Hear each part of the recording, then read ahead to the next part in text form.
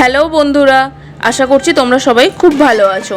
আজকে হলো গণেশ চতুর্দশী, তাই আজকে গণেশ ঠাকুরের প্রিয় মোদক রেসিপি নিয়ে তোমাদের কাছে চলে এসেছি। গণেশ ঠাকুরের প্রিয় যেহেতু মোদক, তাই আমরা সবাই চেষ্টা করি আজকের দিনে ঠাকুরকে একটু মোদক দিয়ে পুজো দেওয়ার। সেটা আর তোমাদের বাজার থেকে কিনে আনতে হবে না, বাড়িতে খুব কম সময়ে খুব কম উপকরণ দিয়ে বানিয়ে ফেলতে পারবে মোদক। রেসিপিটা অবশ্যই একদিন বাড়িতে বানিয়ে দেখো, তোমাদেরও খুব পছন্দ হবে। চলো তাহলে শুরু করা যাক মোদকের রেসিপি।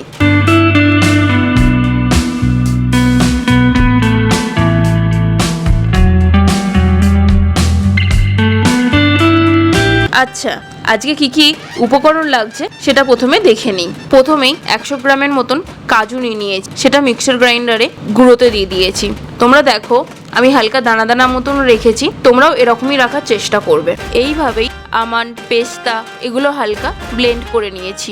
ব্লেন্ড করার সময় কিন্তু একটুও জল দেবে না, হালকা জাস্ট গুঁড়িয়ে নেবে। এরপরে লাগছে 1 লিটার গরুর দুধ, চিনি, খোয়া ক্ষীর, তার সাথে লাগছে আমুল পাউডার। কোনটার কতটা মেজারমেন্টে নিয়েছি তোমাদের সুবিধার জন্য সেটা আমি ডেসক্রিপশন বক্সে দিয়ে দিয়েছি। এরপর কড়াইয়ের মধ্যে দুধটা দিয়ে দেব। দেখো দুধটা ফুটে গেছে। গ্যাসটা কিন্তু আমার হাই ফ্লেমেই রেখেছি, তাই জন্যই আমি কন্টিনিউ নেড়ে যাচ্ছি। এরপরেই ফুটে যাওয়া দুধটা থেকে অল্প একটু দুধ আমি বাটিতে নিয়ে নিলাম, কারণ এই দুধটার মধ্যে সামান্য একটু কেশর আমি ভিজিয়ে দেব। তারপর আমি দুধের মধ্যে চিনি অ্যাড করে দিলাম। বেশ কিছুক্ষণ নেড়ে যেতে হবে, যতক্ষণ না দুধটা ফুটে ফুটে ঘন হচ্ছে। কিছুক্ষণ পর খোয়া ক্ষীরটা অ্যাড করে দিলাম। দেখো আমি দুধের সাথে খোয়া ক্ষীরটা যেভাবে মিশিয়ে নিচ্ছি, তোমরাও এইভাবে মিশিয়ে নিও। খোয়া ক্ষীরটা দুধের সাথে ভালোভাবে মিশিয়ে নেওয়ার পর এরপরে আমি ব্লেন্ড করে রাখা কাজু গুঁড়োটা অ্যাড করলাম।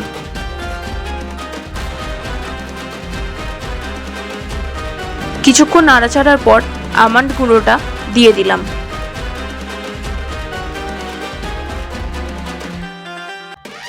দেখো আমি কন্টিনিউ নেড়ে যাচ্ছি, দুধটা কিন্তু অনেকটাই ঘন হয়ে গেছে। এইভাবেই তোমরা কন্টিনিউ নাড়তে থাকবে। কিন্তু আমি এখানে আলাদা করে যে দুধটাতে কেশর ভিজিয়ে রেখেছিলাম সেই দুধটা এর মধ্যে দিয়ে দিলাম। দেখো কত সুন্দর কালার এসে গেছে। তোমরা কিন্তু চাইলে এখানে ফুড কালারও ইউজ করতে পারো। ভালোভাবে মিশিয়ে নেবার পর মিল্ক পাউডারটা দিয়ে দিলাম।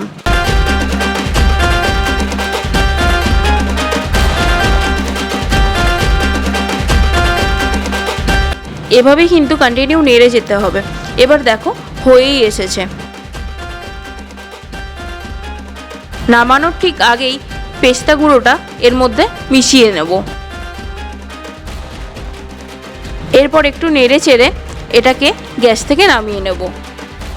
তারপর এই পাকটাকে একটা ডিশের মধ্যে চাড়িয়ে নেব ঠান্ডা হওয়ার জন্য। দেখো কালারটাও কত সুন্দর এসেছে, একদম দোকানের মোদকের মতোই। এরপরেই আমি দুটো মোল্ড নিয়ে নিয়েছি বা ছাঁচ, সেটা আমি নিয়ে নিয়েছি। একটা বড় আর একটা একটু ছোট। তোমরা চাইলেই কিন্তু মোল্ড কিনে নিয়ে মোদকটা করতে পারো, কারণ তাতে দেখতেও খুব সুন্দর হয়। এরপরে ওই মোল্ডের মধ্যে আমি ঘি নিয়ে নিয়েছি, ঘিটা লাগিয়ে নেব।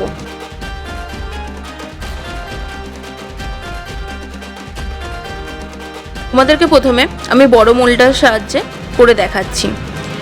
প্রথমে একটু পাক নিয়ে চেপে চেপে মোল্ডের ভিতরে দিয়ে দেব।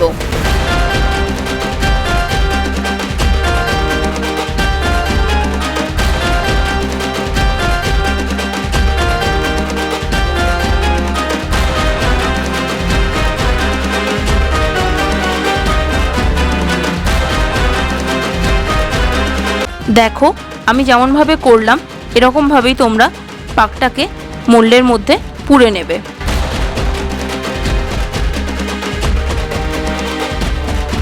দেখো কত সুন্দর শেপটা এসেছে, দেখতে একদম মনে হচ্ছে না দোকানের মোদক, আর কালারটাও কত সুন্দর লাগছে।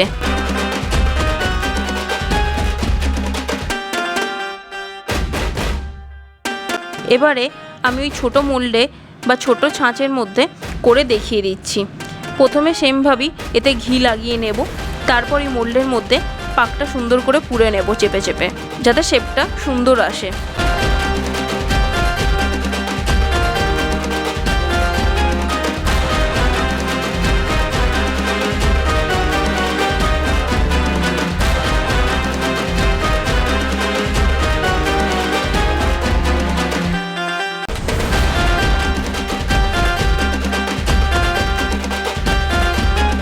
এই দেখো ছোট মোল্ডের শেপটাও কিন্তু খুব সুন্দর এসেছে, তোমরা দেখেই বুঝতে পারছো।